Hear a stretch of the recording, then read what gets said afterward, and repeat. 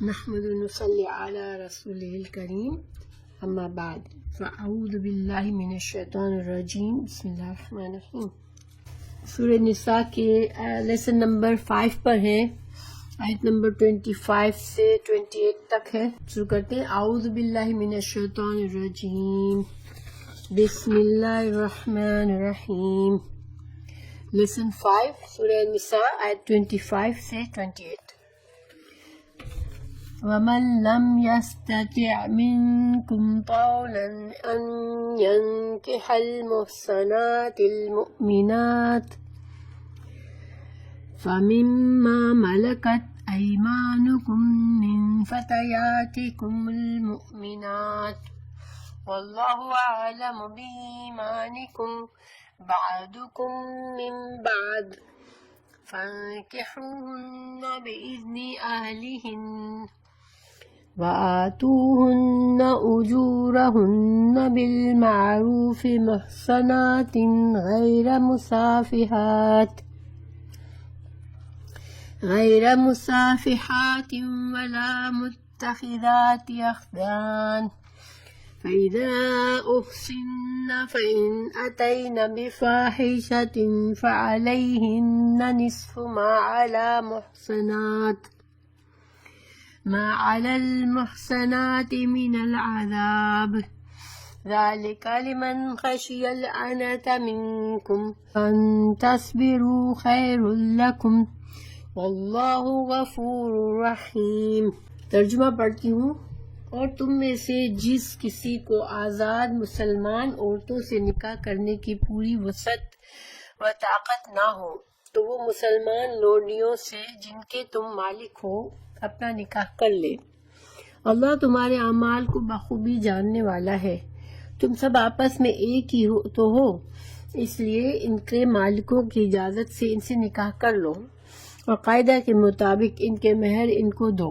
وہ پاک دامن ہو، نہ کہ علانیہ بدکاری کرنے والیاں ہوں، نہ خفیہ آشنائی کرنے والیاں۔ پس جب یہ لونڈیاں نکاح میں آ جائیں پھر اگر وہ بے حیائی کا کام کریں تو انہیں آدھی سزا ہے اس سزا سے جو آزاد عورتوں کی ہے۔ کنیزوں سے نکاح کا یہ حکم تم میں سے ان لوگوں کے لیے ہے جنہیں گناہ اور تکلیف کا اندیشہ ہو، اور تمہارا ضبط کرنا بہت بہتر ہے، اور اللہ تعالیٰ بڑا بخشنے والا اور بڑی رحمت والا ہے۔ تو ہم اس آیت کے ترجمے کے لفظی ترجمے تک جانے سے پہلے تھوڑا سا ہم بیک گراؤنڈ ریفریش کر لیتے ہیں مائنڈ میں کہ ہم کہاں پہنچے ہوئے ہیں اور کیا باتیں ہو رہی ہیں، ٹھیک ہے؟ کیا اللہ سبحانہ تعالیٰ ہم کو کیا تعلیم دے رہے ہیں۔ پیچھے سے اگر ہم دیکھیں سورہ آل عمران میں جو ہم نے پڑھا تھا، کافی تفصیل سے ہم نے بہت سی باتیں جانی تھی، جس میں اللہ سبحانہ تعالیٰ نے ہمیں جنگ احد کی باتیں بتا کر مسلمانوں کو تعلیم دی تھی کہ تم کس طرح سے ایک مسلمان امت کے لحاظ سے تم دشمنوں کا مقابلہ کرو اور ان کے مقابلے میں آپس میں جڑ کر رہو اور ایک مضبوط قوم بن کے رہو، اللہ کی رسی کو مضبوطی سے تھام لو اور آپس میں فرقہ واریت اور تفرقہ مت کرو۔ تو یہ ایک قومی لیول کی ایک نصیحت تھی کہ ایز اے مسلمان امت، ایز اے مسلمان قوم تم کو کس طرح سے مضبوط رہنا ہے تاکہ تمہارے دشمن تم پر غالب نہ آئے۔ تو دیکھیں، قاعدہ یہ ہے کہ کسی بھی قوم کو مضبوط ہونے کے لیے ضروری ہے کہ اس قوم کے ہر معاشرے کے اندر سکون ہو، اطمینان ہو، حقوق کی پابندی کی جا رہی ہو، لوگوں پر ظلم نہ ہو رہا ہو، ایک دوسرے کے ساتھ مل جل کے رہنے کے آداب آتے ہوں لوگوں کو، تو معاشرہ تندرست اور جڑا ہوا ہوگا، آپس میں محبتیں ہوں گی اور نفرتیں اور بغض حسد نہیں ہوگا۔ اور جب معاشرہ اس طرح سے بنے گا تو خاندانوں سے مل کر انسان قوم بنتی ہے، تو قوم بھی مضبوط قوم ہوگی اور ہر لیول پر تعلقات اچھے ہوں گے اور ایک مضبوط قوم بن کے پھر کوئی دشمن اس قوم کو غالب نہیں آ سکتا۔ تو اللہ سبحانہ تعالیٰ نے قرآن میں ایک مضبوط ربط رکھا ہے مضامین کا، اور اگر ہم غور کریں تو ہر چیز، ہر آیت کو جہاں رکھا ہے، ہر صورت کو جہاں رکھا ہے، وہ وہاں پر اس مقصد سے رکھا ہے، ایک مقصد ہے۔ اگر ہم جنرلی یوں ہی قرآن پڑھتے ہیں تو ہمیں لگتا ہے کہ اچھا ابھی تو ایک بات پڑھ رہے تھے، ابھی دوسری بات شروع ہو گئی، تو کچھ ہمیں سمجھ نہیں آتی کہ کوئی مضبوط ربط ہے، یا بس قرآن میں اللہ سبحانہ تعالیٰ نے ایسے ہی چیدہ نصیحتیں فرما دی ہے، لیکن ایسا نہیں ہے۔ قرآن میں بہت مضبوط ربط ہے، اور ایک اس ربط میں بتدریج انسانوں کی اور مسلمانوں کی تربیت اور تعلیم کا بندوبست کیا گیا ہے، تاکہ وہ جو لوگ قرآن کو مضبوطی سے پکڑتے ہیں، قرآن کو سمجھتے ہیں، قرآن کو سیکھتے ہیں، تو درجہ بدرجہ ہر لیول پہ ان کی اصلاح ہوتی رہے، اور حاصل کیا ہے کہ تم ایک مضبوط قوم بن جاؤ، اللہ کے چنی ہوئی امت بن کر تم لوگوں کے رہنما اور لوگوں کے گائیڈ بن جاؤ، تاکہ دنیا میں امن قائم ہو اور دنیا میں اللہ کا قانون رائج ہو۔ یہ مقصد ہے زندگی کا ہمارے، کہ ہم اللہ کے طریقے سے زندگی گزاریں، انفرادی لیول پر بھی اور قومی سطح پر بھی ہم اللہ کے طریقے سے چلیں، اور ایک مضبوط قوم بن کر دوسروں کے رہنما اور گائیڈ بنے۔ امت مسلمہ کا پرپز یہ ہے کہ امت مسلمہ جو ہے وہ لوگوں کی رہنمائی کے لیے آئی ہے، لوگوں کو اللہ سے جوڑنے کے لیے آئی ہے، اور قیامت کے دن بھی گواہ ہوگی لوگوں پر اور امتوں پر۔ تو اگر ہم غور کریں سورہ آل عمران میں جب اللہ تعالیٰ نے ہمیں کچھ باتیں بتائیں تو کس طرح مسلمان مضبوط قوم بن کر رہ سکتے ہیں اور دشمنوں کی چالوں سے بچ سکتے ہیں، تو قرآن سورہ آل عمران کا اختتام اس آیت پر فرمایا اللہ نے، اعوذ باللہ من الشیطان الرجیم، یا ایھا الذین آمنوا اصبروا والصابروا والرابطوا واتقوا اللہ لعلکم تفلحون۔ یہ آیت گویا کہ پوری سورہ آل عمران کا خلاصہ اس آیت میں اللہ نے دے دیا کہ مسلمانوں تم کو فلاح پانے کے لیے، اور فلاح دنیا اور آخرت کی کامیابی ہوتی ہے، تو تم کو دنیا اور آخرت کی کامیابی چاہیے تو تمہیں یہ کام کرنے پڑیں گے۔ اصبرون، تم انفرادی لیول پر ثابت قدم رہو، صبر کے ساتھ اس دین پر ثابت قدم رہو، پھر تم اجتماعی حیثیت سے ثابت قدم رہو، الصابرو اجتماعی لیول سے، اجتماعی طور پر تم ثابت قدم رہو اللہ کے دین پر، ورابطو، اور دشمن کے مقابلے میں تمہارے دشمن نیچرلی تم جب اللہ کے دین پر چلو گے، تم ایک مضبوط قوم بنو گے، تمہارے دشمن بھی ہوں گے، کیونکہ دنیا میں ہر کوئی اللہ کے دین پر نہیں چلنا چاہتا، بہت سے لوگ اپنی خواہش کی زندگی گزارنا چاہتے ہیں۔ تو پھر جب تم دین پر چلو گے، تم مضبوط قوم بننے کی کوشش کرو گے، تو تمہارے مخالفین تم کو نقصان پہنچانے کی بھی کوشش کریں گے، تو تم جنگ کے لیے بھی تیار رہو، دشمن کے مقابلے کے لیے بھی تیار رہو، رابطو۔ اور پھر آخر میں فرمایا کہ اللہ کا تقوی اختیار کرو، کیونکہ ہر مشکل کام دنیا میں جو اگر صحیح طریقے سے ہمیں رہنا ہے، اللہ کے قانون پر چلنا ہے، اپنی بقا کے لیے کچھ کرنا ہے، تو اس کے لیے صرف ایک ہی طریقہ ہے کہ انسان کے دل میں تقوی ہو۔ اگر اللہ کا خوف نہیں ہے، انسان کو اللہ کا احساس نہیں ہے، کہ ہر لمحے اسے یہ احساس نہیں ہے کہ میرا مالک ہے جو مجھے دیکھ رہا ہے، جو میرے تمام معاملات کا انچارج ہے، جس نے مجھے زندگی دی، جو مجھے موت دے گا، اور وہ مجھے ایک دن پھر سے کھڑا کر کے میرا حساب لے گا، جب تک انسان کو یہ احساس نہیں ہے وہ دین کے راستے پر نہیں چل سکتا، کیونکہ دین کے راستے پر چلنا کا مطلب یہ ہوا کہ انسان اپنی خواہشات کو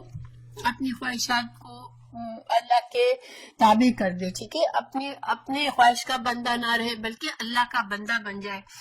تو یہ چیز اتنی آسان نہیں ہوتی ہے، کیونکہ انسان کا نفس اس کو مسلسل خواہشات پر ابھارتا ہے، اور اللہ سبحانہ تعالیٰ نے ہمیں فرمایا کہ خواہش کے بندے، اپنے نفس کے بندے بنو گے تو نقصان میں رہو گے، ہم کو اللہ کا بندہ بننا ہے، اور یہ کام ایک اسٹرگل اور مسلسل جد و جہد ہے، اور جو اسی وقت ہم کر سکتے ہیں جو کہ اللہ کا احساس ہمیں ہر وقت ہو، تو ہم انشاءاللہ کامیاب ہو سکتے ہیں۔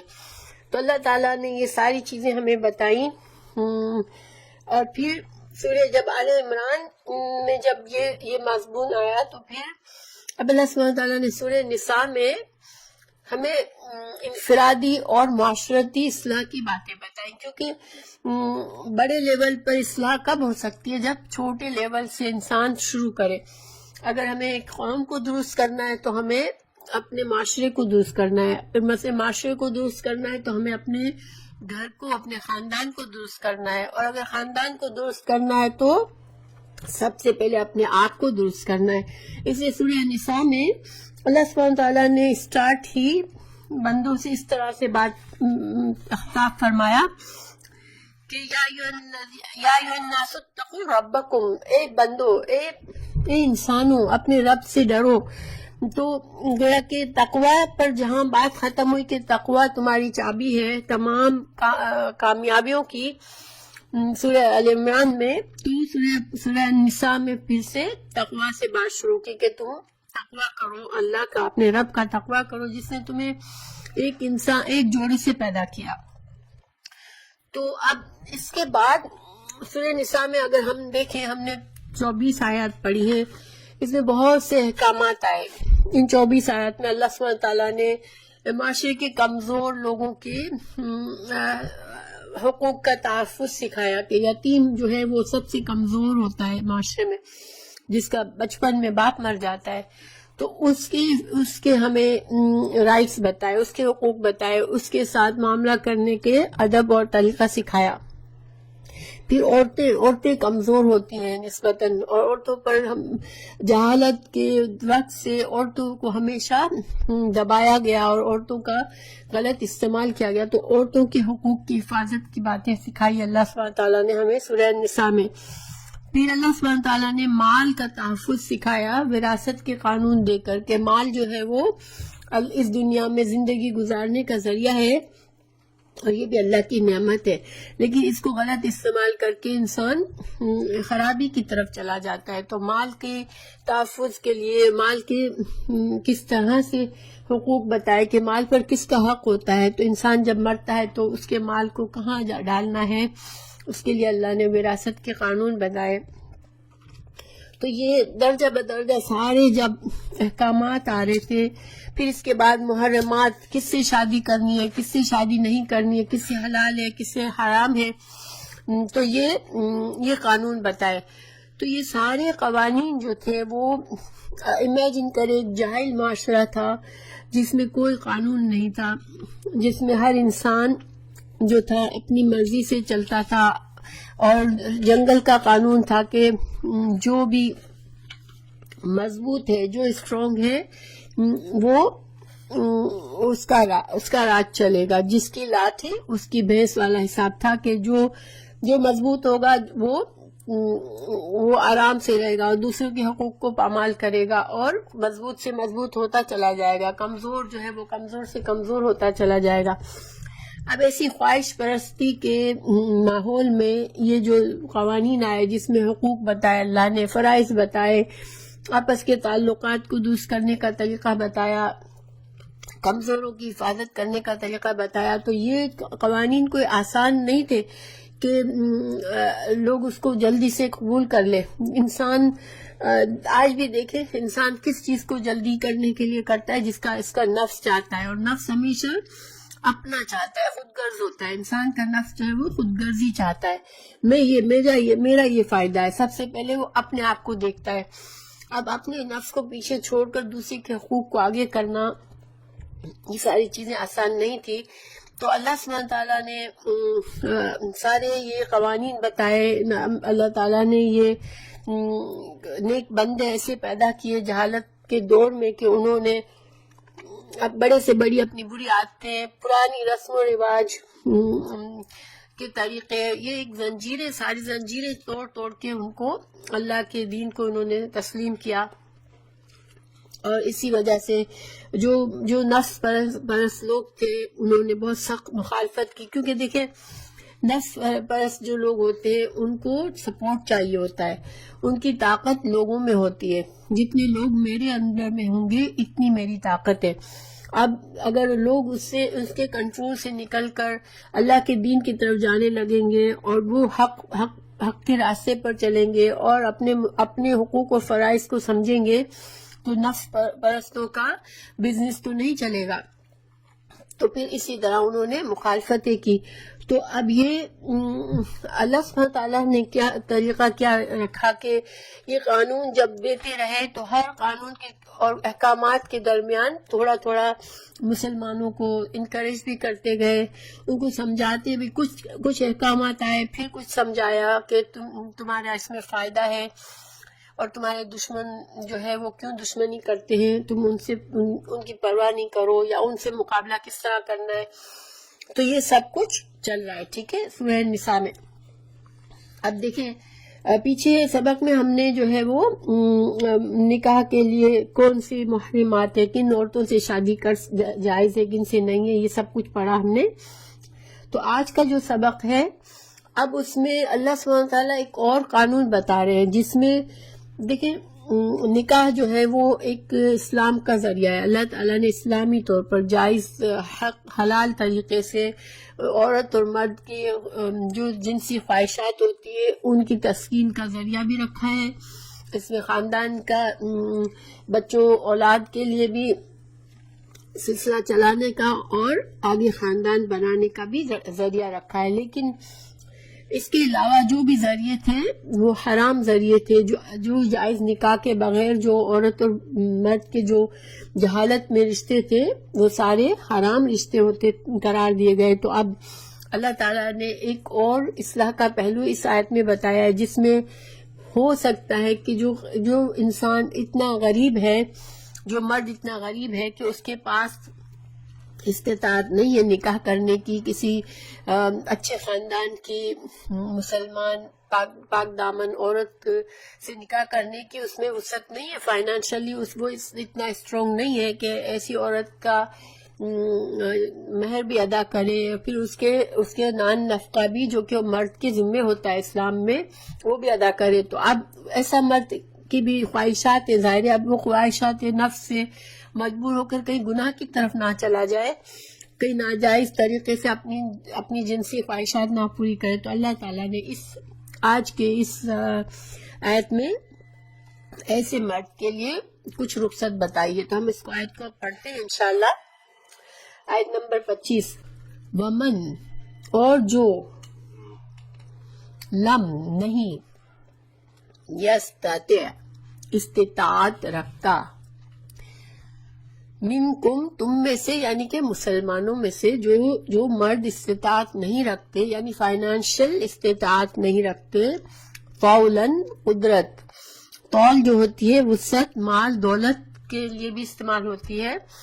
تو اگر جو لوگ قدرت نہیں رکھتے، جو وسعت نہیں رکھتے مال و دولت کی، ان یہ کہ ینکحا کہ وہ نکاح کرے، المحسنات محسن عورتوں سے۔ محسنات کا لفظ جو ہے وہ شادی شدہ عورت کے لیے بھی استعمال ہوتا ہے، اور محسنات کا لفظ جو ہے وہ مسلمان کے لیے بھی، اور محسنات کا لفظ جو ہے وہ آزاد عورت، یعنی کہ غلام کے مقابلے میں محسن ہوتی ہے آزاد عورت اور خاندانی عورت۔ تو یہ کیوں اتنے سارے مطلب ہے محسن کے؟ تو حسنا، ہا صاد نان جو نون جو ہے اس کا مطلب ہوتا ہے قلعہ، ٹھیک ہے، حصار، کسی چیز کے اندر محفوظ ہونا۔ تو دیکھیں ایک مسلمان عورت اسلام کے قوانین سے اس کو دفاع حاصل ہوتا ہے تو وہ محفوظ ہوتی ہے، اور اگر خاندانی عورت ہے تو خاندان کی پروٹیکشن میں ہوتی ہے، اور اسی طرح آزاد ہے تو محسن اس لیے ہوتی ہے کہ کسی کی غلامی سے نہیں ہوتی ہے، وہ کسی انسان کی غلامی میں نہیں ہوتی ہے، بلکہ اپنی ایک حیثیت کے لحاظ سے وہ محسن ہوتی ہے، محفوظ ہوتی ہے، کہ اس کو غلام عورت محفوظ نہیں ہوتی ہے، کیونکہ اس کے ساتھ اس کا مالک کو حق حاصل ہوتا ہے کہ وہ اس کے ساتھ کوئی بھی تعلق رکھے۔ لیکن شادی شدہ آزاد عورت جو ہوتی ہے وہ محسن ہوتی ہے، وہ پروٹیکشن ہوتا ہے اس کے پاس اپنے خاندان کا، اپنے جس بھی جہاں بھی اپنی جو بھی اس کے پاس وسعت ہے، جو بھی اس کے پاس ذرائع ہے، اس لحاظ سے وہ محسن پروٹیکٹڈ ہوتی ہے.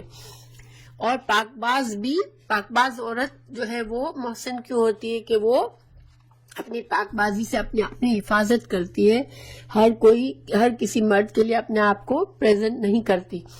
تو محسن کا لفظ ان سارے معنوں میں استعمال ہوا ہے قرآن میں. یہاں پر المحسنات سے ہم یہ مطلب بھی لیں گے کہ خاندانی عورت اور آزاد عورت، ٹھیک ہے، کیونکہ مومنات کا لفظ نیچے آ گیا ہے، ورنہ اس سے مومن عورت بھی ہو سکتی تھی، ٹھیک ہے. تو اگر تم میں سے کوئی شخص فائنانشلی اتنا کمزور ہے کہ وہ اتنی وسعت نہیں ہے اس کے پاس کہ ایک محسن عورت جو خاندانی عورت ہے، کوئی آزاد عورت ہے، المؤمنات مومنوں میں سے مسلمان عورت ہے، تو پھر کیا کرے؟ کیونکہ اللہ تعالیٰ نے عورتوں کے لیے مہر کی بھی پابندی لگائی نکاح کرنے کے لیے کہ مہر جو ہے وہ ضروری ہے، یہ عورت کا حق ہے. اور اس کے لیے اللہ تعالیٰ نے مرد کو عورت کی حفاظت کے لیے اس کے خرچ اخراجات، رہنے کے اخراجات، اس کے کپڑے کے، اس کے رہن سہن کے اخراجات کا بھی ذمہ دار مرد کو بنایا. تو اب یہ ذمہ داری اٹھانا بھی، اس کے لیے بھی پیسے چاہیے. تو اگر اب مرد اس قابل نہیں ہے تو پھر کیا کرے؟ وہ کیا غلط طریقوں سے اس کی خواہشات، اگر اس کے اندر اتنا جذبہ ہے، اپنی خواہشات نفس ہے، جنسی خواہشات کو پورا کرنے کے لیے، پھر وہ کیا کرے؟ گناہ کی طرف جائے گا تو پھر اللہ کا عذاب ہوگا. تو اللہ نے اس پر رحم فضل کر کے ایک طریقہ اسے بتایا. تو پھر فمن تو سے ماں جو ملکت مالک ہوئے، ایمانکم تمہارے دائیں ہاتھ، مطلب ہے لونڈیاں، ٹھیک ہے، من سے فتیاتکم تمہاری لونڈیوں میں سے، المؤمنات جو کہ مومنات ہوں، مومن ہوں، جو مسلمان ہوں. اب ایمانکم سے یہاں پر یہ واضح ہوتا ہے کہ مسلمان، کسی اور مسلمان مالک اس کا جو ہو، کسی عورت کا لونڈی ہو وہ، اس کا مالک کوئی اور مسلمان ہو، اور وہ لونڈی جو ہے وہ کیا ہے؟ مومن ہو، تو تم کو پھر اس سے نکاح کی جا سکتی. کیونکہ ایک آزاد عورت، خاندانی عورت کی نسبت لونڈی جو ہے اس کا مہر تھوڑا کم بھی رکھ سکتے ہو، اس کے اخراجات بھی ظاہر کم ہوں گے، تو تم اس سے شادی کر لو.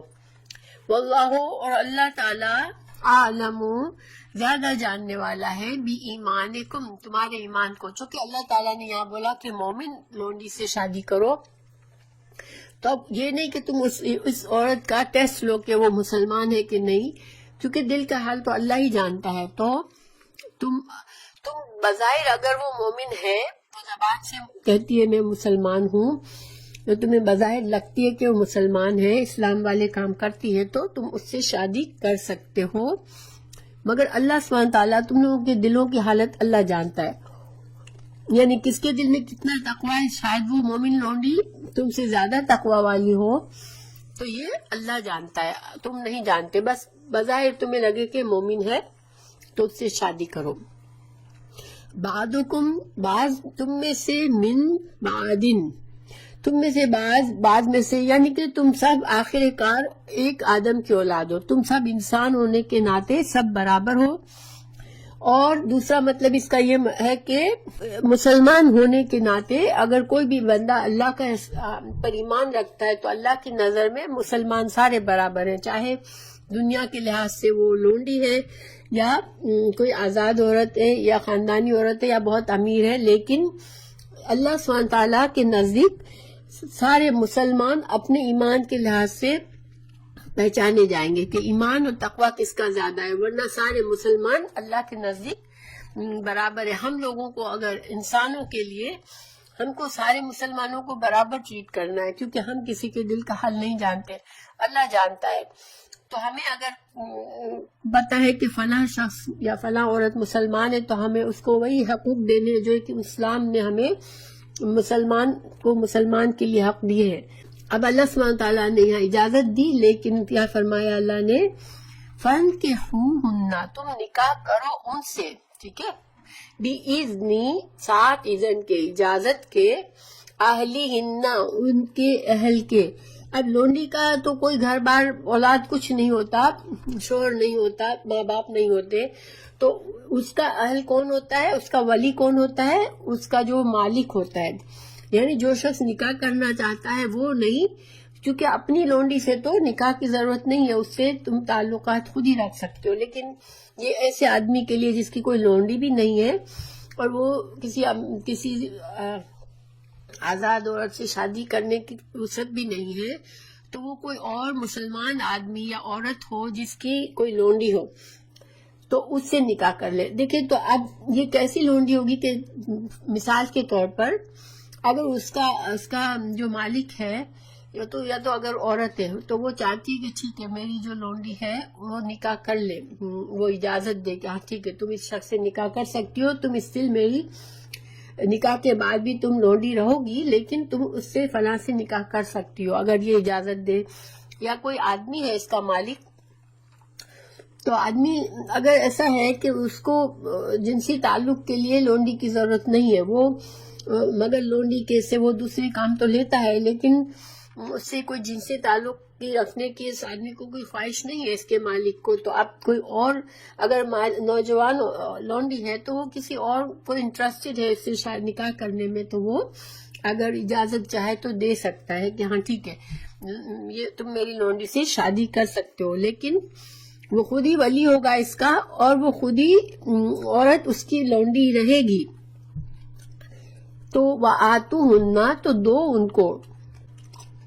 تو لونڈی سے شادی بھی تم نکاح کی چونکہ شرطوں میں سے ہے کہ مہر ہو، تو تم اس لونڈی کو بھی مہر دو، ٹھیک ہے. اجورہن، ان کے مہر، بالمعروف، معروف طریقے سے، یعنی کہ تم جس دور میں ہو اس میں لونڈی کے لحاظ سے جتنا ایک مہر مناسب مہر ہے وہ تم دو، اچھے طریقے سے دو، یعنی جو دے سکتے ہو وہ دو. یہ نہیں کہ اب لونڈی ہے تو پھر اس کو تمہیں کچھ نہیں دینا، تم اس کو بھی دو کچھ نہ کچھ، یعنی جو اچھی طرح سے دے سکتے ہو اس میں بھی تم کمی نہیں کرو. محسناتن، لیکن کنڈیشن کیا ہے، وہ عورت، وہ لونڈی جو ہے وہ پاک دامن، نکاح کے پابندی میں رہنا چاہ رہی ہو، نکاح کر کے رہنا چاہ رہی ہو. غیر مصافحات، بدکاری کرنے والی نہ ہو کہ وہ کھلی بدکاری کرنے والی ہو کہ دوسرے مردوں کو بھی اجازت دے اپنے سے تعلق رکھنے کا، اور نہ متخذات اخدان، اور نہ ہی چھپ کر دوسرے مردوں سے تعلق رکھنے والی ہو. یعنی کہ جس لونڈی سے تم شادی کرنا چاہتے ہو اس کے اندر یہ خوبی ہو کہ وہ واقعی میں نکاح کے بندھن میں رہنا چاہ رہی ہو، اور وہ جو ہے بدکاری، چھپ کر یا کھلی بدکاری کرنے والی نہ ہو، ٹھیک ہے. فَإِذَا أُحْسِنَّ، تو پھر اگر قید نکاح میں وہ آ جائیں، فَإِن، پھر اگر آتَيْنَا، وہ آئے، بِفَاحِشَةٍ، کوئی گناہ کرے، کوئی بے حیائی کرے، کسی اور مرد کے ساتھ تعلق کرے، فَعَلَيْهِنَّ، تو ان پر ہے، نصف آدھا، ما، جو، علی المحسنات، پاک دامن، یعنی جو آزاد عورتوں کے اوپر جو اس زنا کا جو سزا ہے اس سزا سے آدھی سزا اس لونڈی کی ہوگی اگر وہ زنا کر بیٹھے. من العذاب، عذاب من سزا سے. ذالکا، اور یہ لیمن، واسطے اس کے، خشیہ، جو ڈرتا ہو، یعنی یہ اجازت، لونڈی سے شادی کرنے کی یہ اجازت صرف اس کے لیے ہے جس کو خود افورڈ نہیں کر سکتا بیوی نکاح کرنا کسی آزاد عورت سے، لیکن اس کی خواہشات نفس بہت اسٹرانگ ہے، اس کو ڈر ہے کہ میں گناہ میں پڑ جاؤں گا. خشیہ، وہ ڈرتا ہے، العنتی، گناہ میں پڑ جانے کا، بدکاری زنا کر لینے کی، اس سے ڈرتا ہے کہ میں اگر شادی نہیں کروں گا تو شاید میں کہیں زنا کرنا بیٹھوں تم میں سے. یعنی کہ یہ ایکسٹریم حالات میں جب انسان کو بہت ڈر ہو کہ میں اگر نہیں شادی کروں گا تو میں پھر زنا میں پڑ جاؤں گا، تو وہ شادی کرے. ورنہ لونڈی سے شادی ویسے ہی نہ کرو کہ لونڈی ہے تو کیا ہوا، لونڈی سے بھی شادی کر لو. اور میں اس کی ابھی وجوہات بتاؤں گی انشاءاللہ. اور یہ کہ اگر تصبروا، تم صبر کرو، خیر لکم، تو یہ بہتر ہے تمہارے لیے. یعنی اگر تم اپنے جذبات پر کنٹرول کر لو، مجاہدہ کر کے، روزے رکھ کے، اللہ سے دعا کر کے، تقوی کر کے تم صبر کر لو کہ میں جب تک میرے پاس وسعت نہیں ہوگی میں شادی نہیں کروں گا، جب میرے پاس ہوگی تو میں کوئی مسلمان آزاد عورت سے شادی کروں گا، تو یہ تمہارے لیے بہتر ہے. خیر لکم. واللہ، اور اللہ تعالیٰ غفور، بخشنے والا ہے، رحیم، مہربان ہے. تو اللہ تعالیٰ چونکہ بہت بخشنے والا اور رحیم ہے تم پر، تو اللہ سبحانہ تعالیٰ نے تمہیں یہ اجازت دی ہے اور تم پر چھوڑا ہے کہ اگر تم اپنی خواہشات پر کنٹرول کر سکتے ہو تو پھر کرو اور لونڈی سے شادی سے بچو. لیکن مجبور تمہیں لگ رہا ہے کہ نہیں تم نہیں کر سکتے تو پھر تم کر لو گے تو اللہ تم پر رحم فرمانے والا ہے، اللہ تم سے ناراض نہیں ہوگا، اللہ تمہیں گناہ نہیں دے گا. اب اس آیت کو تھوڑا سا گہرائی میں دیکھتے ہیں ہم. پہلی بات یہ کہ لونڈی اور غلام کیا ہے اسلام میں. تو میں پہلے بھی وضاحت کر چکی ہوں کہ اسلام سے پہلے انسانوں کو پکڑ کے بیچ دیا جاتا تھا. کوئی ایسا انسان جو اکیلا سفر کر رہا ہے یا کوئی ایسا انسان جس کا خاندان مضبوط نہیں ہے تو اس کے قبیلے، اس کے خاندان پر لوگ ڈاکہ ڈال کے اس خاندان کے لوگوں کو غلام بنا کر بیچ دیتے تھے. تو پھر وہ غلام جو ہے وہ بیچارہ غلامی کی زندگی میں پڑ جاتا تھا. پھر اس سے اگر اولاد ہوتی تھی تو وہ بھی غلام ہی ہوتی تھی اور اس طرح غلاموں کا سلسلہ چلتا رہتا تھا.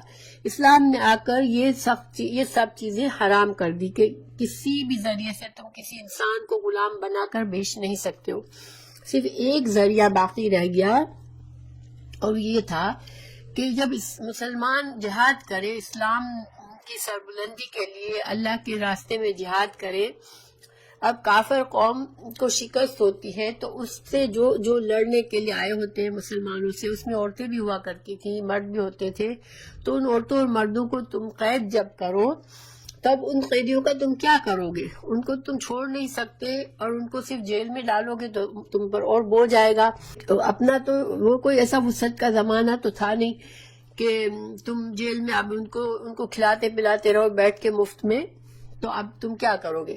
تو ایسے لوگوں کو جو مسلمانوں سے لڑنے کے لیے آتے پھر قید ہو جاتے، پکڑے جاتے، تو وہ پھر مسلمان سپاہیوں میں ایز اے غلام تقسیم کر دیے جاتے تھے، غلام اور لونڈی.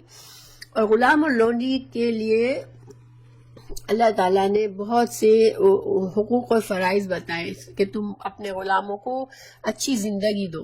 یہ نہیں کہ اب یہ غلام بن گئے تو تم ان کو جانوروں کی طرح ٹریٹ کرو.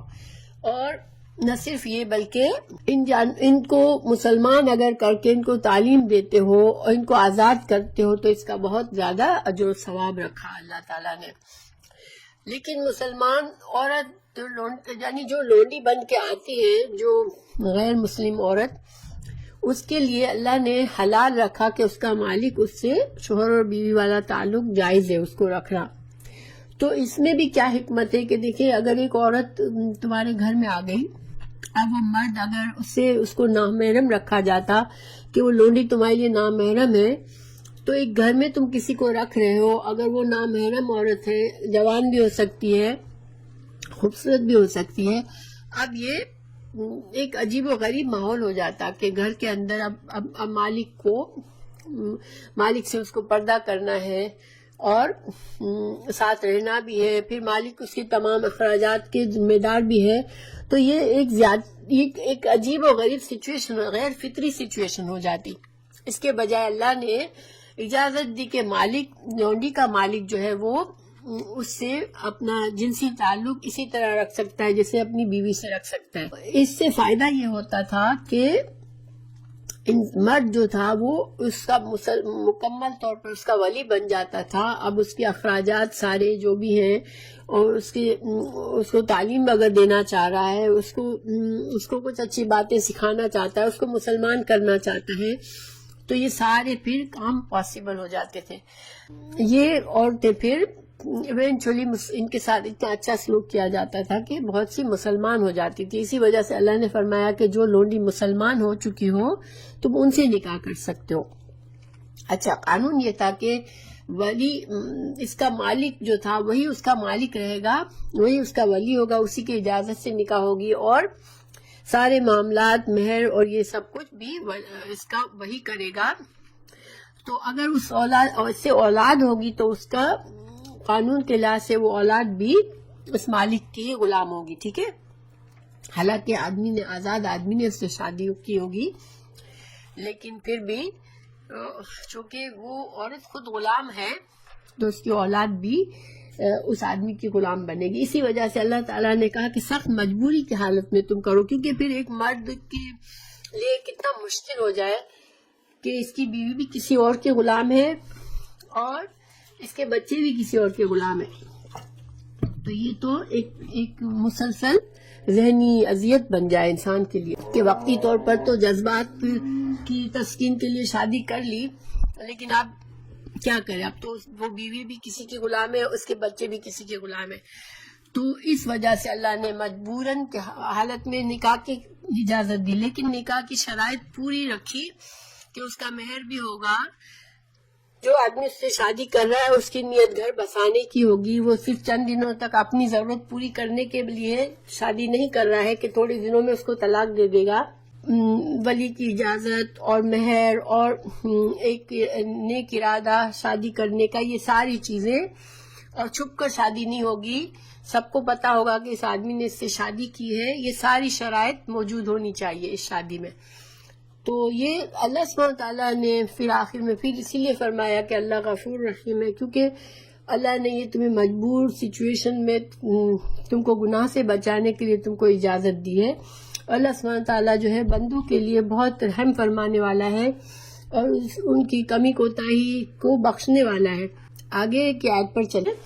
آگے کی آیت سے پہلے مجھے یہ بتانا تھا کہ جب اللہ تعالیٰ نے اتنے سارے احکامات دیے سورہ نساء میں، تو دیکھیں یہ احکامات ایک جاہل قوم، آپ امیجن کریں کہ جب صحابہ کرام اسلام سے پہلے جہالت میں رہ رہے تھے، جہاں پر کوئی قانون نہیں، کوئی قاعدہ نہیں اور کوئی حقوق کی حفاظت نہیں، اب ایسے میں اتنے ساری پابندیاں، اتنے سارے قانون آئے تو ان پر عمل کرنا کوئی آسان کام نہیں تھا۔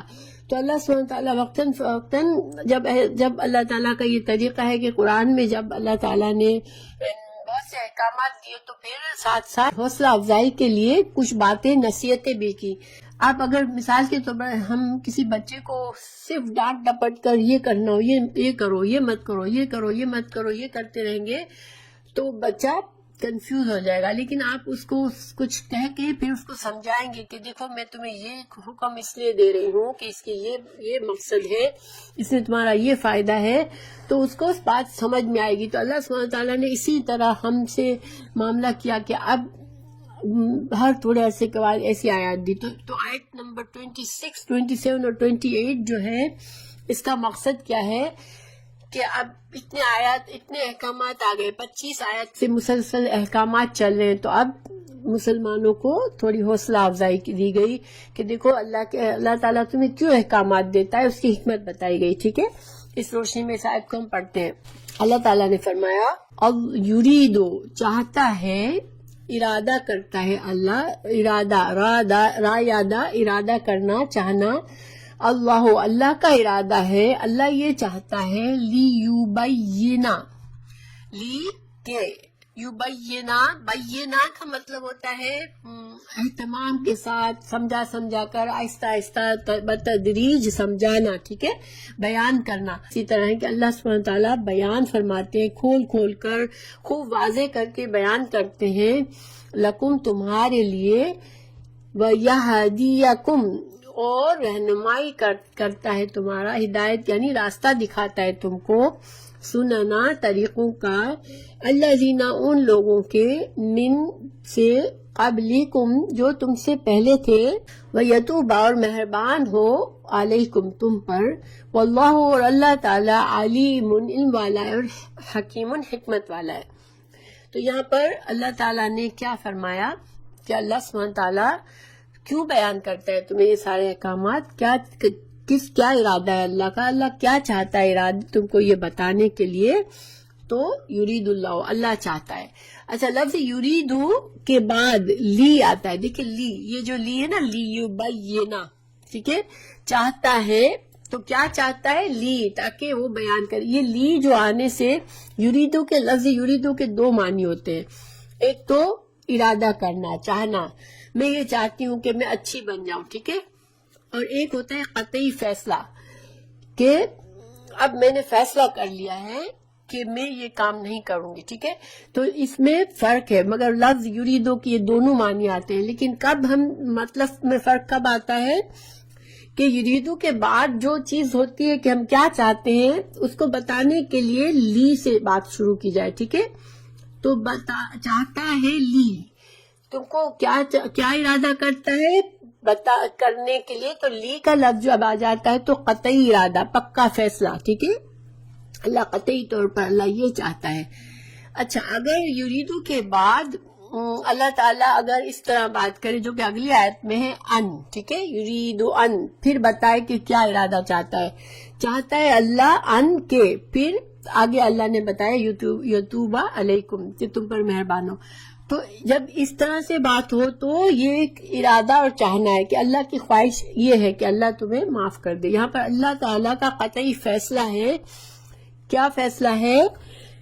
کہ اللہ تم کو یہ اپنے احکامات دے کر تمہاری رہنمائی کرے، تم کو حق اور باطل بتا کر سمجھا کر تمہیں راستہ دکھائے، اور ساتھ ساتھ اور یہ راستہ ظاہر اللہ کی ہدایت کا راستہ جو ہے.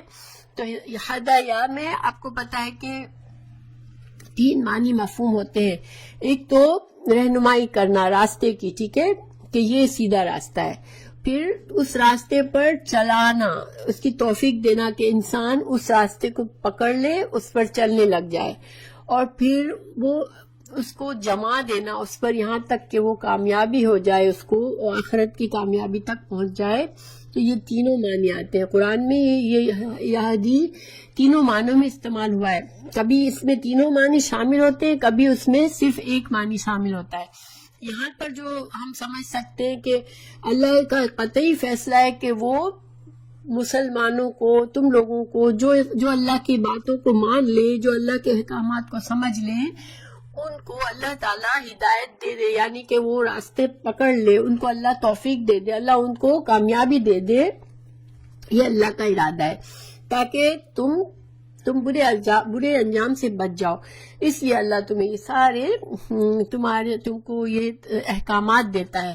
اور اللہ پھر اور کیا کرتا ہے کہ اللہ تعالیٰ تمہیں سنن الذین، ان لوگوں کا طریقہ بھی قرآن میں بتاتا ہے. اللہ تعالیٰ تمہیں بہت سا پچھلی قوموں کے واقعات بتاتا ہے، پچھلے اچھے لوگوں کا جن کو اللہ نے پچھلے رسولوں کے ذریعے ہدایت کا سامان کیا. انہوں نے اللہ کی باتوں سے ہدایت پا لی اور انہوں نے جو طریقہ چلایا، تو اللہ نے ہمیں ان کے قصے بتائے قرآن میں. سنن الذین من قبلکم، جو تم سے پہلے تھے، تو تاکہ تم ان کی مثال پالو، ان کے طریقے کو سمجھ لو کہ دیکھو انہوں نے اللہ کی ہدایت کو قبول کیا، انبیاء صالحین جو بھی گزرے انہوں نے، اور اللہ ان سے راضی ہوا اور وہ کامیاب ہو گئے. تو اللہ تعالیٰ قرآن میں تمہیں ایک تو ہدایات کے لیے، تمہاری اصلاح کے لیے قوانین اور احکامات دیتا ہے، اور دوسرا اللہ تعالیٰ تمہیں پچھلے لوگوں کے، اچھے لوگوں کی باتیں بتاتا ہے تاکہ تم ان کے طریقے کو سمجھ لو. اور وَيَتُوبَ عَلَيْكُمْ، اور اللہ پھر تم پر مہربان ہو. دیکھو تابا یتوبو جو ہے وہ بھی 2 طرح سے استعمال ہے. جب اللہ کے لیے استعمال ہوتا ہے کہ اللہ تم پر یتوبو، یعنی اللہ تم پر، تو اللہ ہم پر مہربان ہو سکتا ہے. پلٹنے کا مطلب ہے، تابا یتوب میں پلٹنے کا مطلب ہے، ٹھیک ہے. تو پلٹتا، اللہ پلٹے تمہاری طرف. اللہ ہماری طرف کیسے پلٹتا ہے؟ جب انسان گناہ پر چل رہا ہوتا ہے تو اللہ کی رحمت سے دور ہو جاتا ہے، اللہ اپنی رحمت اس سے پھیر لیتا ہے. لیکن جب انسان اللہ کی فرما بردار بن جاتا ہے تو اللہ اپنی رحمت کی نظر اس پر کرتا ہے. اللہ اس کی رحمت سے اس کی طرف، اس کو اللہ کی رحمت، یعنی اللہ اس کو رحمت کے ساتھ اس بندے کی طرف پلٹتا ہے. تو یتوب علیکم، یہ یعنی اللہ ہماری طرف، اپنے بندوں کی طرف اللہ سبحانہ تعالیٰ اپنی رحمت سے پلٹتے ہیں، رحمت کی نظر سے پلٹتے ہیں. جب بندہ یتوب الی اللہ، تو الہ آتا ہے، ٹھیک ہے. بندہ یتوب الی اللہ، اللہ یتوبو علیکم، اللہ ہماری طرف ہم پر مہربان ہوتا ہے. اور بندہ جب یتوبو تابا یتوبو پلٹتا ہے اللہ کی طرف تو یہ آتا ہے یتوبو الا، یعنی بندہ پلٹا اللہ کی طرف. تو مطلب کیا ہے کہ بندے نے گناہ کا طریقہ چھوڑا اور اللہ کے فرما برداری کی طرف پلٹ گیا. ٹھیک ہے، یہاں پر اللہ سبحانہ تعالیٰ اپنا قطعی فیصلہ بتا رہے ہیں کہ اللہ سبحانہ تعالیٰ تمہیں یہ ساری باتیں بتاتا ہے، احکامات دیتا ہے، تو اس سے اللہ کا مقصد یہ ہے کہ اور تمہیں اچھے لوگوں کے طریقے بتاتا ہے، مثال دیتا ہے، تاکہ اللہ تم کو اپنی رحمت میں ڈھانپ لے، اللہ تمہاری طرف اپنی رحمت سے پلٹے، تمہارے گناہوں کو معاف کر کے تمہارے لیے اپنی رحمت کا نزول کرے. واللہ، اور اللہ تعالیٰ علیم، علم والا ہے، اور حکیم، حکمت والا ہے. اللہ سبحانہ تعالیٰ اپنے علم سے اور اپنی حکمت سے تمہیں جو کچھ بھی باتیں بتاتا ہے تو اللہ تعالیٰ کی یہ اس میں تمہاری مصلحت ہوتی ہے، تمہارے لیے بھلائی ہوتی ہے. اللہ تعالیٰ حکیم ہے، اللہ کے فیصلوں میں حکمت ہے. اللہ تمہیں جو باتیں بتاتا ہے اس میں سب کے سب تمہارے لیے فائدے ہیں. واللہ، اور اللہ تعالیٰ، اور اس آیت میں مومنوں کے لیے بہت بڑی حوصلہ افزائی ہے. تو کبھی انسان یہ نہ سوچے کہ جو لوگ اپنی خواہش پر چلتے ہو تو کتنے مزے سے رہتے ہیں، ان کو جو دل چاہتا ہے کرتے ہیں، ان کو کوئی پرابلم نہیں ہے. اور ہمیں اتنے قانون فالو کرنے پڑتے ہیں، ہمیں جو ہے وہ اپنے نفس پر ہر قدم پر چیک رکھنا پڑتا ہے. تو یہ مشکل لگتا ہے ہمیں، جبکہ ہم دنیا میں لوگوں کو دیکھتے ہیں جو بالکل ہر فکر سے آزاد، صرف اپنے خواہش نفس کے پیچھے چلتے ہیں کہ میرا دل یہ چاہتا ہے تو میں یہ کروں، میرا دل یہ چاہتا ہے تو میں یہ کروں. کبھی ہمیں خیال بھی نہیں ہوتا، کبھی ایسے لوگوں کو خیال نہیں آتا کہ اللہ کیا چاہتا ہے، اللہ مجھ سے ناراض تو نہیں ہوگا میں یہ کروں گی، ایسا کوئی خیال دل میں نہیں آتا. تو وہ لوگ بڑے مزے سے دنیا کو انجوائے کرتے ہیں. تو کہیں تم مومنوں کو تمہیں یہ نہ فکر ہو جائے کہ دیکھو اللہ نے ہمیں تو اتنا جیسے قید میں چل رہے ہیں دنیا میں کہ ہر وقت قانون، ہر وقت ہمیں دھیان رکھنا ہے، ہر وقت ہمیں تقویٰ کرنا ہے. جبکہ وہ جو لوگ اپنے نفس کی پیروی کریں وہ کتنے سکون سے رہنے ہیں. کبھی ہمارے دل میں یہ نہ آئے. تو اللہ تعالیٰ ہمیں اپنا فیصلہ بتا رہا ہے کہ دیکھو اللہ حکیم ہے، اللہ نے تمہیں پیدا کیا، اللہ نے اپنی حکمت سے تمہیں احکامات دیے، جو کچھ سمجھایا ہے وہ تمہارے لیے فائدہ ہے. اللہ اپنے علم سے تمہیں دے رہا ہے یہ باتیں. تو تم اگر اس پر چلو گے تو یہ تم پر اللہ مہربان ہو جائے گا. اللہ نے اپنی رحمت اور مہربانی کا فیصلہ کیا ہے تم پر، اس لیے تمہیں یہ باتیں بتا رہا ہے. واللہ، اور اللہ تعالیٰ یریدو چاہتا ہے، ان یہاں پر ان آ گیا. ٹھیک ہے، یہاں پر لی یبینہ، یہاں پر اللہ تعالیٰ چاہتا ہے ان یتوب علیکم. یہاں پر قطعی فیصلہ کیوں نہیں ہے؟ کیونکہ دیکھیں یہ بندوں پر آپ ڈیپینڈ کرتا ہے.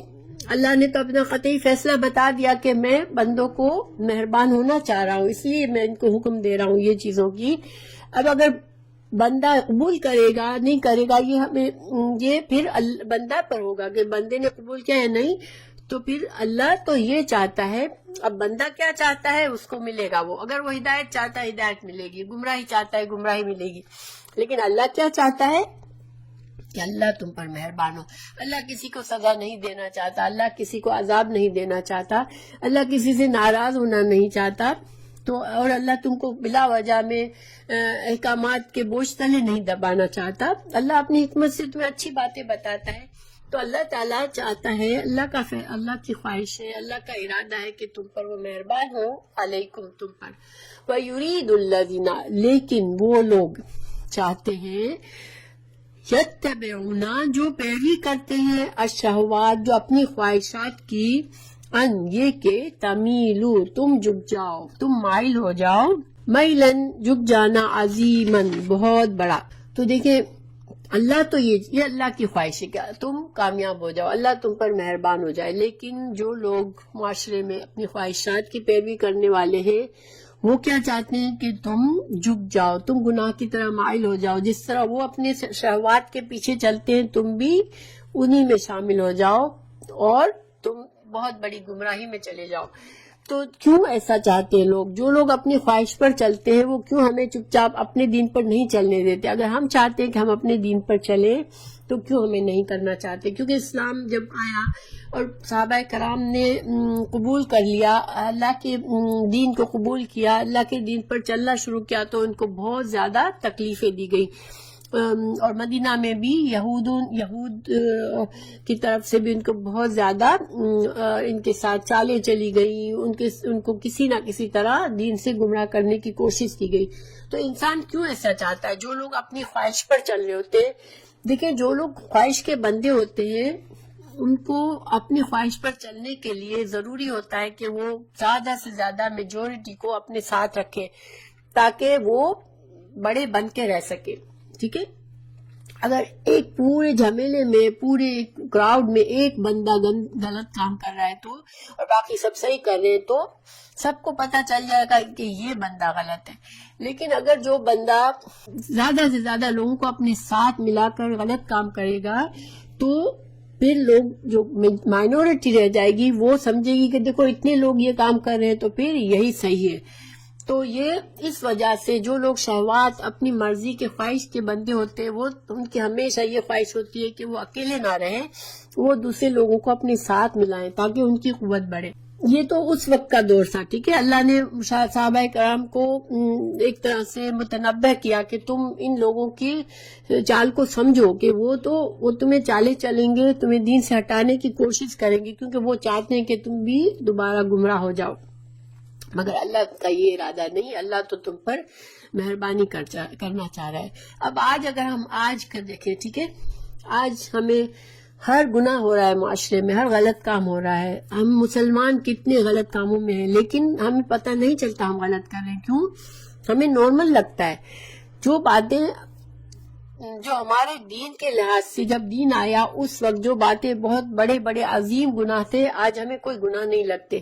آج ہم اگر اسلام نے ہمیں جو ادب سکھایا، ہمیں جو طریقہ رہنے سہنے کا، جو اپنے لباس کا سکھایا، جو معاملات کا سکھایا، وہ کچھ بھی ہم میں بہت کم ہے اور ہم جو ہے اس پر کبھی غور بھی نہیں کرتے۔ کیوں؟ کیونکہ میجورٹی تو ایسے چل رہی ہے تو ہم کون سا برا کر رہے ہیں، ٹھیک ہے؟ ہم پر اثر نہیں ہوتا کیونکہ ہم ان زنجیروں میں بندھے ہوئے ہیں، ہم میجورٹی کے ساتھ چلنے میں لگے ہوئے ہیں کہ سارے لوگ یہ کر رہے ہیں، میں کیوں نہیں کروں؟ اور آج بیچارہ کوئی ایک بندہ چیخ کر بھی لوگوں کو سمجھائے کہ بھائیو یہ طریقہ غلط ہے، یہ صحیح ہے، تو وہی پاگل کہلائے گا، وہی اکیلا چھوڑ دیا جائے گا۔ کیوں؟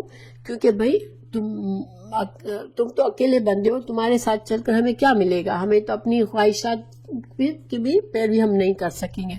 تو آج ہم اس دنیا میں، اس ماحول میں رہ رہے ہیں، اللہ سبحانہ تعالیٰ ہمیں محفوظ رکھے کہ ہم لوگ کیا کرتے ہیں۔ ہم نے دنیا کو رکھا ہے ایک طرف دین کو رکھا ہے، ٹھیک ہے؟ ہمارا دین الگ ہے، ہماری دنیا الگ ہے۔ ہم نے ڈیسائیڈ کیا ہوا ہے کہ یہ میرے دین کا حصہ ہے، اتنا سارے دن میں سے اتنا حصہ میرے دین کے لیے ہے اور سارے دن میں سے میرا اتنا حصہ میرا دنیا کے لیے ہے۔ اب چونکہ دنیا ایک آزمائش کی جگہ ہے، اب ہماری زندگی میں اپ ڈاؤن آتے رہتے ہیں، اب کوئی مشکل آ گئی تو اب ہمیں اور ٹائم دینا ہے۔ اب دنیا میں ہم نے دنیا کے لیے جو ٹائم رکھا ہے ہمیں اس میں اور زیادہ ٹائم دینا پڑ رہا ہے۔ کیوں؟ کیونکہ ہماری زندگی میں یہ بات آ گئی، اب ہماری زندگی میں یہ نیا مسئلہ آ گیا، ہم کو اب اس چیز کو ہینڈل کرنا ہے۔ تو ہم جو اللہ کے لیے جو وقت رکھا ہے تھوڑا سا، اس میں سے ہم تھوڑا نکال کے پھر دنیا میں لگا لیتے ہیں، ٹھیک ہے؟ ہم کہتے ہیں ٹھیک ہے، ابھی میرے پاس چوائس نہیں ہے، ابھی مجھے یہ دنیا کا معاملہ ہینڈل کرنا ضروری ہے۔ پھر کوئی اور مسئلہ آ جاتا ہے، پھر ہم اور تھوڑا سا وقت نکالتے ہیں۔ اس طرح آہستہ آہستہ ہم اللہ کے وقت جو ہم نے رکھا ہوتا ہے اللہ کے لیے، چاہے اس وقت میں ہم نمازیں پڑھ رہے ہوں، چاہے اس میں قرآن پڑھ رہے ہوں، چاہے ہم اس سے کچھ اللہ کے دین سیکھ رہے ہوں، ہم اس کو کم کرتے ہم دنیا میں اتنا مشغول ہو جاتے ہیں کہ پھر اب ہمیں دوبارہ ہمارا وہ مسئلہ بھی ہٹ گیا، ہمارا وہ کام بھی ہو گیا، لیکن اب دوبارہ ہمیں پلٹنا ہے اللہ کی طرف، اب دوبارہ وہ ریشو قائم کرنا ہے کہ میرا اللہ کے لیے میں نے اتنا ٹائم نکالا تھا، میں نے اپنی دنیا کے لیے اتنا نکالا تھا، اب دوبارہ اس ریشو پہ جانا ہمیں بہت مشکل لگتا ہے۔ اب ہم جو ہے بہانے ڈھونڈتے رہتے ہیں، اچھا میں کر لوں گی، کچھ دنوں میں کر لوں گی، کچھ دنوں میں ٹھیک ہو جاؤں گی، اس میں بہت سارا وقت چلا جاتا ہے ہمارا اور ہم وہ ریشو قائم نہیں کر سکتے۔ کبھی بہت زیادہ دعا کی، بہت بے چین ہوئے، بہت طبیعت پریشان ہوئی کہ نہیں یہ کیا کر رہی ہوں میں، تو بالکل اللہ کو پیچھے چھوڑ دیا، تو پھر ہم ہلتے جلتے اور تھوڑا سا پھر دوبارہ آنے کی کوشش کرتے ہیں، لیکن پھر ایک اور مسئلہ آ جاتا ہے، پھر ہم اپنے اللہ کے دین سے ہٹ جاتے ہیں، پھر ہم دنیا میں بزی ہو جاتے ہیں۔ تو اللہ سبحانہ تعالیٰ نے مجھے بار بار یہ آیت یاد آ رہی تھی سورہ الانعام کی. اللہ تعالیٰ نے سورہ الانعام میں مشرکین کے بارے میں بتایا کہ مشرکین صدقہ کے، کیونکہ اللہ کو تو وہ جانتے تھے کہ اللہ ہے، ٹھیک ہے، مشرکین عرب جو تھے وہ اللہ کو جانتے تھے، تو مشرکین کا ایک عمل بتایا کہ وہ اللہ کے لیے تھوڑا صدقہ اپنے مویشیوں، مال مویشیوں میں سے ڈیسائیڈ کرتے ہیں اپنی مرضی سے کہ اتنا ہم اللہ کے لیے دیں گے، اور اپنے مال مویشیوں میں سے وہ ایک حصہ جو ہے اپنے بتوں کے لیے نکالتے ہیں، ٹھیک ہے، کہ ڈیسائیڈ کرتے ہیں یہ حصہ ہمارے بتوں کے لیے. اب کوئی وجہ سے ان کے مال میں کمی آئی، مویشی میں کمی آئی، کوئی اچانک سے مویشی مر گئے، کچھ ان کے پاس مال میں کمی آئی، تو کیا کہ جو ان کے بتوں کا حصہ فکس تھا، اب وہ تو اس میں تو کمی ہم نہیں کر سکتے، تو وہ اللہ کے لیے جو فکس حصہ ہوتا تھا اس میں سے کمی کر کے بتوں کے حصے میں ڈال دیتے تھے کہ نہیں اس میں تو اللہ تو رحیم ہے، اللہ تو ہمیں معاف کر دے گا، لیکن بتوں کے سے تو ہم کمی نہیں کر سکتے، ٹھیک ہے. لیکن اللہ تعالیٰ فرماتا ہے کہ جب اللہ کے حصے میں کمی آتی ہے تو کبھی بھی وہ بتوں کے حصے سے نکال کے اللہ کے حصے کو پورا نہیں کرتے. تو ایک اللہ نے ایک ہمیں مثال بتائی، یہ نہیں کہ ہمیں اجازت دیے کہ اس طرح سے تم کرو، مگر اللہ نے ان کی ایک لاجک بتائی کہ سب سے پہلے اللہ کے حصے میں کمی کرتے ہیں لیکن کبھی بھی بتوں کے حصے میں کمی نہیں کرتے. اب دیکھیں، ہم اپنے آپ کو دیکھیں، ہمارا ایک دنیا کا حصہ ہے، ہمارا ایک دین کا حصہ ہے، ٹھیک ہے. اب ہم اپنے نفس سے چلتے ہیں، ٹھیک ہے، الحمدللہ ہم بتوں کو نہیں پوچھتے، لیکن ہمارے نفس، اللہ تعالیٰ نے قرآن میں یہ بھی کہا ہے ہمیں کہ تم نے اس شخص کو دیکھا جس کا الہ جو ہے وہ اس کا نفس ہے، یعنی وہ صرف اپنے نفس کی بات مانتا ہے، اس کو یہ نہیں ہوتا کہ میرا اللہ مجھ سے کیا چاہتا ہے. تو ہم جو ہے نفس کے بندے ہوتے ہیں، ہمارا نفس کہتا ہے کہ ابھی میرا دل یہ چاہتا ہے، یا ابھی مجھے یہ کام ضروری ہے، ابھی مجھے یہ پریشانی ہے، ابھی مجھے یہ کرنا ہے. ہم اپنے اللہ کے وقت سے نکال کے اپنے نفس کی خواہش اور اپنی نفس پرستی میں ڈال دیتے ہیں، لیکن کبھی یہ نہیں ہوتا کہ ہم اپنے نفس سے کمی کر کے اللہ کی طرف ڈالیں. صحابہ کرام، رسول اللہ صلی اللہ علیہ وسلم اور صحابہ کرام نے دنیا اور دین کو الگ الگ نہیں رکھا تھا کہ یہ میری دنیا اتنی ہے، میری آخرت، میرا دین اتنا ہے. ان کا دین اور دنیا ساتھ ساتھ چلتی تھی، ہر چیز میں ان کا یہ تھا کہ اللہ کی مرضی کے مطابق میں یہ دین کا، دنیا کا کام کر رہا ہوں، اگر اللہ کی اس میں کوئی ناراضگی نہیں ہے تو میں کروں گا، اللہ کی ناراضگی ہے تو میں نہیں کروں گا. بس یہ ان کا طریقہ تھا کہ ہر چیز سب سے پہلے اللہ کا تقوی، اور اس کے بعد جو بھی فیصلے کرنے ہیں اس تقوی کے لحاظ سے، جو بھی چیز آخرت اور دنیا اور آخرت کی بھلائی ہے اس کو کرو، اور جس بھی چیز میں صرف دنیا کی بھلائی ہے، آخرت کی خرابی ہے، اس کو مت کرو. رسول اللہ صلی اللہ علیہ وسلم کے بارے میں حضرت عائشہ فرماتی ہے کہ آپ صلی اللہ علیہ وسلم ہمارے ساتھ ہنسی مذاق بھی کرتے، باتیں بھی کرتے، ہمارے گھر میں کام بھی مدد کرتے، لیکن جب جہاں نماز کا ٹائم ہوتا ہے تو وہ ایسے ہو جاتے جیسے ہم کو جانتے بھی نہیں ہیں، نہ ہم لوگوں کی طرف ان کو کوئی بھی ذرا سا بھی نظر اٹھانے کی بھی فرصت نہیں رہتی تھی، وہ بالکل سے اللہ کی طرف دھیان کر کے چلے جاتے تھے. تو دیکھیں کیوں ایسا کیوں انسان کر سکتا ہے کہ جس کے دل میں اللہ کا خیال کبھی جائے ہی نہیں، جس کے دل میں تقوی ہر وقت ہو، جس کو پتا ہو کہ میرے تمام معاملات صرف اللہ کے ہاتھ میں ہیں اور مجھے اللہ ہی کو جواب دینا ہے ہر کام میں، اور اللہ ہی سے حفاظت مانگتا ہے، تو پھر اس کے دین اور دنیا میں کلیش نہیں ہوتا کہ دنیا میں تو بہت سے مسئلے مسائل آتے ہی رہیں گے. تو اگر ہم دنیا اور دین کو الگ الگ رکھیں گے تو کبھی بھی ہم دین کے لیے حقوق ادا نہیں کر سکیں گے. تو اللہ تعالیٰ ہمیں توفیق دے کہ ہم اس ٹیمپریری پارٹ ٹائم دین کا جو ہمارا ایٹیٹیوڈ ہے اس سے ہم نکل جائیں اور ہم دین کو فل ٹائم ایکسپٹ کریں انشاءاللہ. اللہ تعالیٰ نے ہمیں فرمایا اے مسلمانوں مسلمان بن جاؤ، تو ہمیں مسلمان صحیح معنوں میں اللہ مسلمان بنائے، آمین. تو اب اگلا جو ہے یرید اللہ کا ارادہ ہے ان یخفف عنکم، کہ اللہ تم سے ہلکا کرے، بخلق الانسان ضعیفا، اور پیدا کیا گیا ہے انسان کمزور. دیکھیں اللہ تعالیٰ کی کتنی رحمت ہے ہم پر، اللہ تعالیٰ ہمارے ساتھ تخفیف کرتا ہے. تو تخفیف کس طرح کرتا ہے؟ دیکھیں نفس پر چلنے والے جو انسان جو ہے نا وہ کبھی بھی مکمل آزاد نہیں ہوتا، یا تو وہ اللہ کا بندہ ہوتا ہے یا اپنے نفس اور معاشرے اور جن لوگوں کی پیروی کرتا ہے ان کا بندہ ہوتا ہے. تو گویا ہم اپنے رسم و رواج کے بندے ہیں، ہم اپنے طور طریقوں کے بندے ہیں، ہم اپنے ماحول کے بندے ہیں کہ ہم ان سے ہٹ کر کچھ نہیں کر سکتے. اور یہ زنجیریں ہم پر اللہ کے احکامات پر اگر ہم فالو کریں گے تو اللہ تعالیٰ کے فضل سے یہ زنجیریں ہم سے ہٹ جائیں گی. اور ہمیں یہ جو رشتے نبھانے کے لیے دنیا کے کاموں کے لیے ہمارے اوپر کتنی پریشر آتا ہے، بعض اوقات ہم بے حال پریشان ہو جاتے ہیں، لیکن اگر ہم ان زنجیروں کو چھوڑ دیں، ہم اللہ کے بندے بن جائیں، ہر چیز میں سب سے پہلے اللہ کو رکھیں تو ہمارا بوجھ ہلکا ہو جائے گا. یہ تو اللہ تعالیٰ یہ چاہتا ہے کہ تم پر سے بوجھ ہلکا کرے. اس ہلکا کرنے کا دوسرا معنی یہ ہے کہ اللہ جب تم کو احکامات دیتا ہے تو پھر تمہاری وسعت کے لحاظ سے دیتا ہے. لا یکلف اللہ نفسا الا وسعہا. اللہ نے ہر حکم میں تخفیف رکھی ہے. یہاں پر کیا تخفیف ہے کہ تم اگر کمزور ہو، تمہارے پاس مالی طور پر کمزوری ہے تو تم غلام لونڈی سے شادی کر لو. یہ تخفیف ہے اصل حکم میں. اصل حکم ہے یہ ہے کہ تم مومنات مسلمات سے شادی کرو.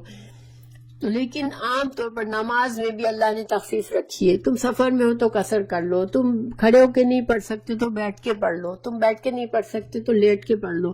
اگر حج کے لیے بھی اللہ نے تخفیف رکھی ہے، ٹھیک ہے، عورت کے لیے محرم نہیں ہے تو اس کے اوپر حج لازم نہیں ہے. اگر تمہارے پاس مال اور صحت نہیں ہے تو تم پر حج واجب نہیں ہے. زکوٰۃ، صدقہ، روزہ، ہر چیز میں اللہ نے تخفیف رکھی ہے. اللہ سبحانہ تعالیٰ ہم پر بوجھ نہیں ڈالتا، اللہ ہم سے تخفیف کرتا ہے. لا یکلف اللہ نفسا الا وسعہا. اللہ ہم کو جج بھی اللہ ہماری وسعت کے لحاظ سے کرتا ہے. دیکھو لونڈی کی تربیت صحیح نہیں ہے، اگر اس سے غلطی ہو گئی تو اس کو آدھا عذاب دو، اس کو پورا عذاب نہیں دو، کیونکہ اللہ کسی کی وسعت کے لحاظ سے ہی اسے معاملہ کرتا ہے. تو اللہ سبحانہ تعالیٰ ہمیں بھی جو نعمت دی ہے دنیا میں ہمیں اسی کا جواب دینا ہے. اس سے بڑھ کر کسی کو اللہ نے اگر مالی کمزوری دی ہے تو اس کو یہ سزا نہیں دی جائے گی کہ تم نے اتنی سخاوت سے کام کیوں نہیں لیا کہ تم اپنی مال کو لٹاتے رہو، صدقہ کرتے رہو. کسی کے پاس جان کی کمزوری ہے تو اس کو سزا نہیں دی جائے گی کہ تم نے پورے روزے کیوں نہیں رکھے. تو اللہ سبحانہ تعالیٰ ہم سے تخفیف کرتا ہے. کیونکہ اللہ سبحانہ تعالیٰ نے ہمیں پیدا کیا ہے، وہ جانتا ہے کہ ہم کمزور ہیں. خلق الانسان ضعیفا. اللہ کو انسان کی کمزوری معلوم ہے، تو اسی وجہ سے اللہ تعالیٰ ہمارے ساتھ کبھی سختی کا معاملہ نہیں کرتا. اللہ کے ہر حکم، جتنا بھی دین ہمیں دیا ہے وہ آسان دین دیا ہے. تو ہمیں آنیسٹی کے ساتھ اپنی اللہ کے احکامات پر عمل کرنے کے لیے دعا بھی کرنی چاہیے اور کوشش بھی کرنی چاہیے، کیونکہ کچھ بھی مشکل نہیں ہے. ہم یہ نہیں کہہ سکتے میرے لیے بہت مشکل ہوتی ہے اس طرح سے چلنا اور اپنے جو بھی میری لائف اسٹائل ہے اس کو چھوڑنا. نہیں، میرے لیے کوئی مشکل نہیں ہے، چونکہ اللہ کے احکامات مشکل نہیں ہے. صرف مجھے شیطان کو دور کر کے مجھے اللہ کی طرف آنا ہے انشاءاللہ، تو اللہ تعالیٰ آسانی کر دیں گے.